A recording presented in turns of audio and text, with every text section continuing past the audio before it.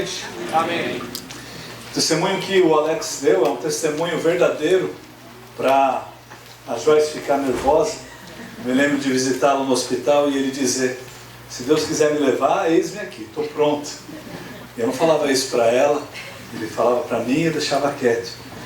Porque imagina a situação, acho que ela iria antes dele, né? Mas nós vemos Deus trabalhando na vida dos seus filhos. Convido você a abrir a palavra de Deus no livro de 1 João, no capítulo 2. Se você está nos visitando pela primeira vez, seja muito bem-vindo. E nós estamos fazendo uma série de estudos no livro de 1 João. Hoje nós estamos na quinta mensagem. O nosso texto será a partir do versículo 12, mas eu gostaria que os irmãos me acompanhassem em 1 João 2, começando no versículo de número 8.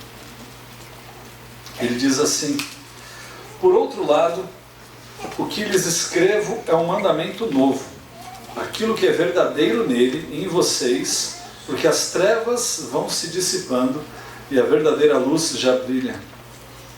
Quem diz estar na luz, mas odeia o seu irmão, está nas trevas até agora.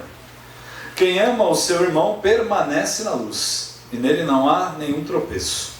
Mas quem odeia o seu irmão está nas trevas, anda nas trevas e não sabe para onde vai, porque as trevas lhe cegaram os olhos. Quando nós olhamos essa passagem de 1 João, capítulo 2, a partir do versículo 8, a imagem que nós temos é uma imagem de uma carta pesada, dura. João é conhecido como o apóstolo do amor, ou aquele que é amoroso, mas ele não guarda nenhuma palavra e fala diretamente que aqueles que não amam seus irmãos não conhecem a Deus. E quando nós lemos essa passagem, o que fica na nossa mente são palavras pesadas. Mas logo em seguida, João ele começa a partir do versículo 12, dando palavras de encorajamento. Muitas vezes nós achamos que as palavras duras são as palavras mais necessárias, infelizmente, em todos os momentos. Isso não é verdade. E João nos demonstra isso a partir do versículo 12. Eu convido os irmãos a olharem o que a palavra de Deus diz. Ele fala assim: filhinhos, escrevo a vocês, porque os seus pecados são perdoados por causa do nome de Jesus. Pais, escrevo a vocês, porque conhecem aquele que existe desde o princípio. Jovens, escrevo a vocês, porque vocês têm vencido o maligno. Filhinhos, escrevi a vocês, porque conhecem o Pai. Pais, escrevi a vocês, porque conhecem aquele que existe desde o princípio. Jovens, escrevi a vocês, porque são fortes e a palavra de Deus permanece em vocês, e vocês já venceram o maligno. O propósito de João nessas palavras é de encorajá-lo. O propósito de João nessas palavras e nas palavras a seguir a partir do versículo 15 é também de exortá-los, e é o meu propósito nessa noite. Vamos orar mais uma vez? Santo Deus, clamamos a Ti, ó Pai, para que possamos prestar atenção na Sua palavra, que a nossa atenção não se desvie dela. Ó Deus, que o Seu Santo Espírito fale ao nosso coração, transforme, ó Deus, a semelhança do Teu Filho. Em nome de Cristo que oramos. Amém. Como nós acabamos de ver, João ele repete aí as palavras filhinhos, pais e jovens. Isso fica bem evidente a todos nós. E quando nós procuramos entender o porquê que João está fazendo isso, há uma série de tentativas que eu diria que são frustradas, mas algumas delas são até consistentes. Uma delas que eu achei um tanto quanto razoável foi de nós pensarmos da seguinte forma: que esses três grupos mencionados, filhinhos, pais e jovens, na verdade representam um grupo único, mas de maneiras diferentes. Ele está falando aqui com seus destinatários. Isso aqui é uma carta. João escreve essa carta e destina à igreja, e a igreja ali, os líderes, leem essa carta em voz alta. E eles são chamados então de filhinhos, porque ao terem os seus pecados perdoados, eles foram acolhidos na família de Deus, que é o seu Pai. São chamados de pais, porque o seu conhecimento de Deus, em Jesus Cristo, os capacita a transmitir esse conhecimento às outras gerações de filhos de Deus.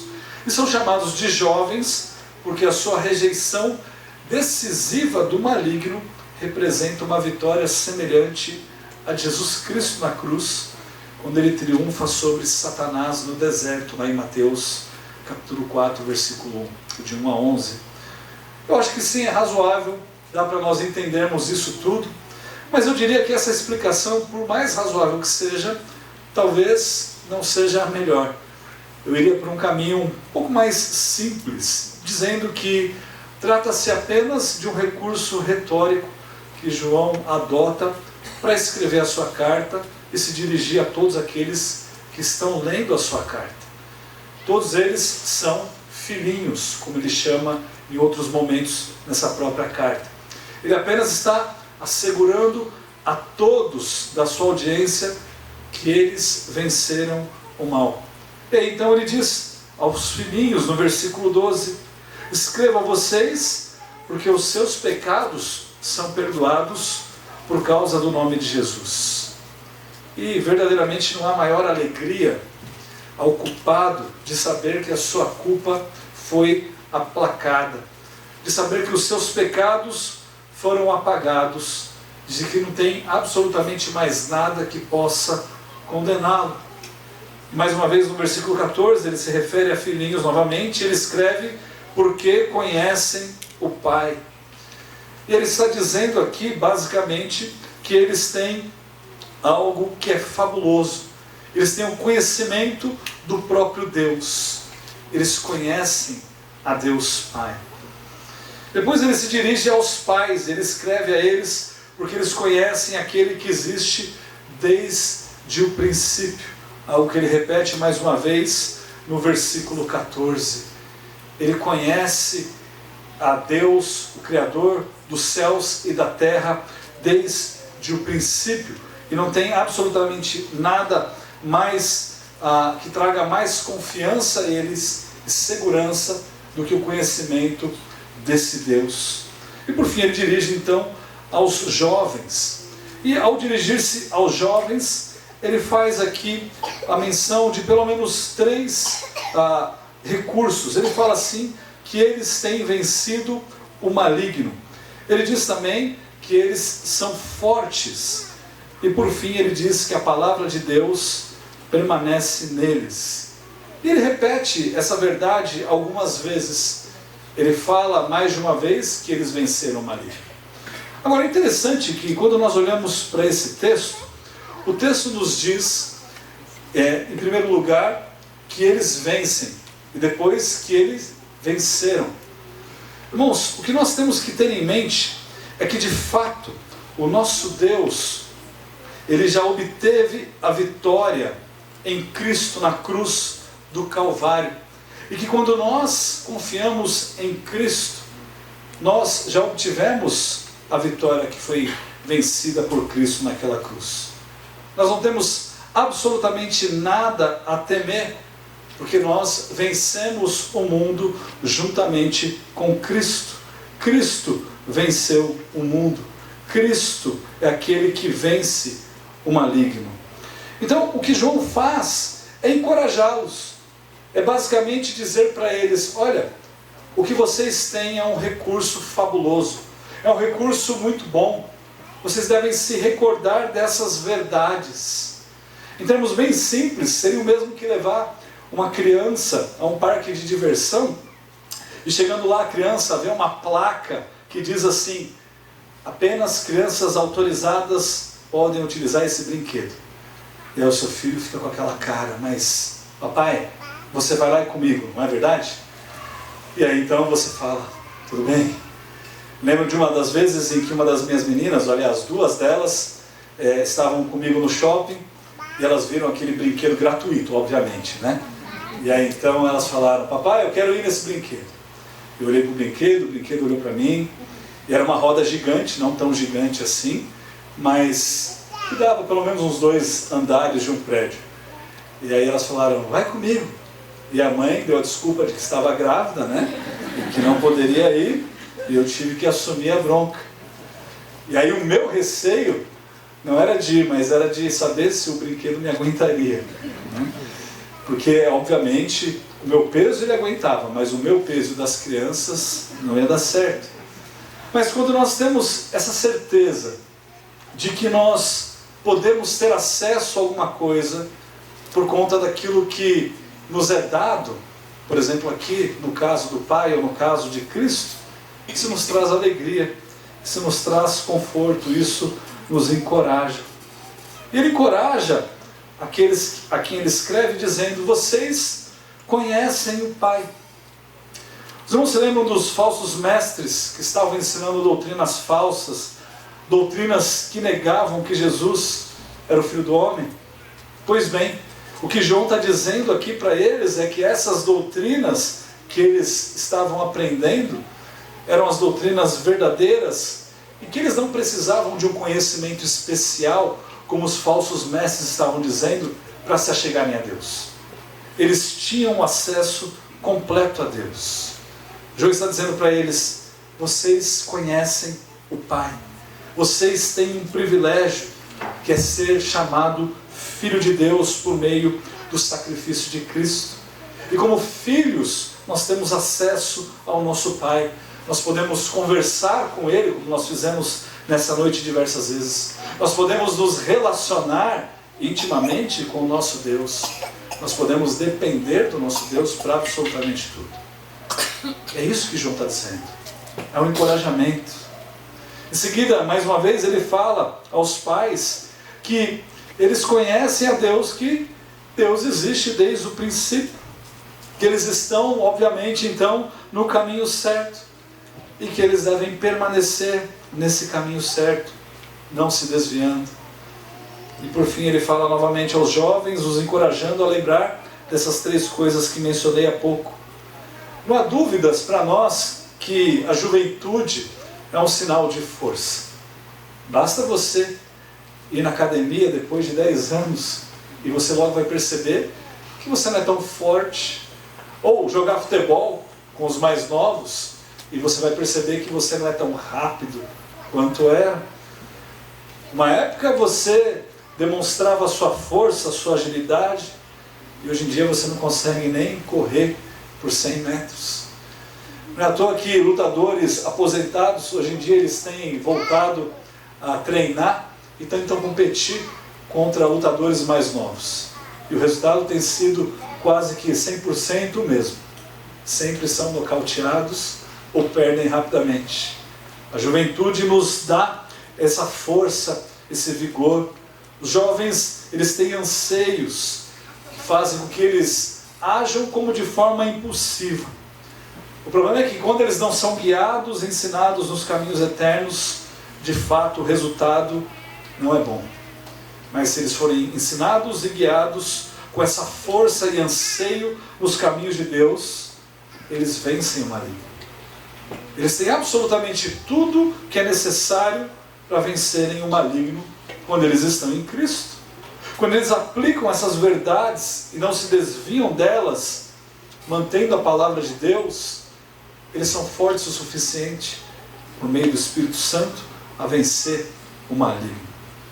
Ele o capacita, Deus o capacita para usar toda essa força, todo esse ímpeto, da melhor forma, para servi-lo, derrotando o inimigo.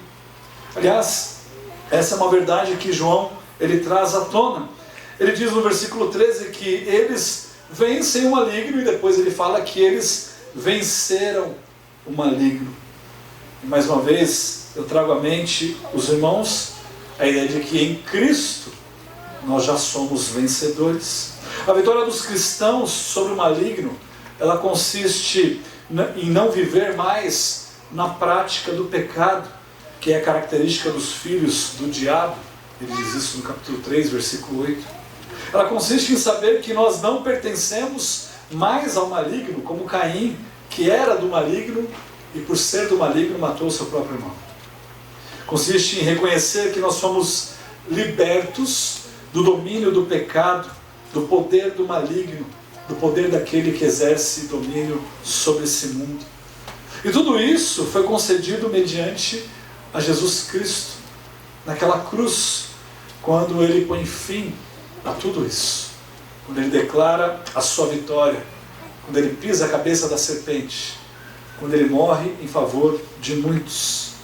E dadas essas palavras de encorajamento, João ele nos dá uma outra exortação.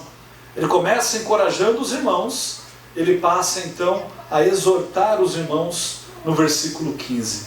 E ele diz assim: não amem o mundo, nem as coisas que há no mundo. Se alguém amar o mundo, o amor do Pai não está nele. Porque tudo o que está no mundo, ou tudo o que há no mundo, os desejos da carne, os desejos dos olhos e a soberba da vida, não procede do Pai, mas procede do mundo.